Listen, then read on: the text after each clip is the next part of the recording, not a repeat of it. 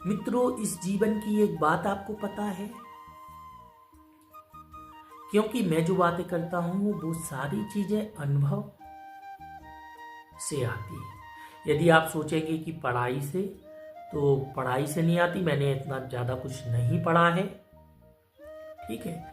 हाँ, civil services के time मैंने चीजों को पढ़ा है, लेकिन उनको केवल इसलिए नहीं पढ़ा कि हम एक एग्जाम निकाल लें। हमने उनको पढ़ा है तो ये सोचा है कि इन चीजों का हम विकास करेंगे, उसको और आगे तक लेके जाएंगे, ठीक है।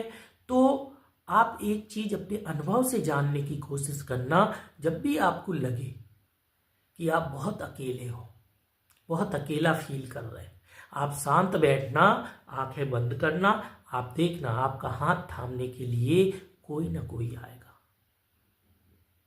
और मैं ये नहीं कह रहा कि ऐसा मैजिक होगा, कोई चिड़िया आ जाएगी या कोई पक्षी आ जाएगा, नहीं। आप जैसे ही थमेंगे आपको महसूस होगा कि कोई आपकी तरफ हाथ बढ़ा रहा है। और मित्रों, ये चीज नेचर ही है। ये नेचर सदैव हमारा हाथ थामने के लिए लालायित रहता है, बस उसके संदेश को हम समझ नहीं पाते। आपने देखा होगा कि बहुत दुखी से दुखी प्राणी भी अपने अंदर सुख उत्पन्न कर लेते हैं। ऐसा क्यों होता है? ऐसा इसीलिए होता है कि इस नेचर को उन्होंने अपना मान लिया, उससे वो प्यार करने लगे।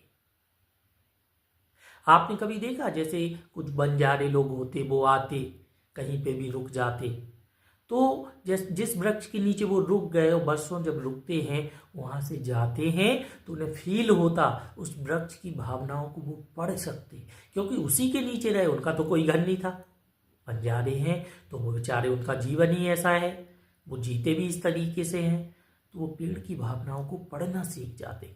तो जब भी हम किसी से नजदीकी रखते हैं तो हम उसके बारे में जानने लगते हैं, ठीक है। और जब हम उसके बारे में जानने लगते हैं तो हम उससे कुछ पाते हैं और उसको कुछ देते भी हैं। ठीक ऐसे ही जैसे ये जो नेचर है, ये जो विराट है, हमेशा हमारा हाथ थामने के लिए लालायित रहता है।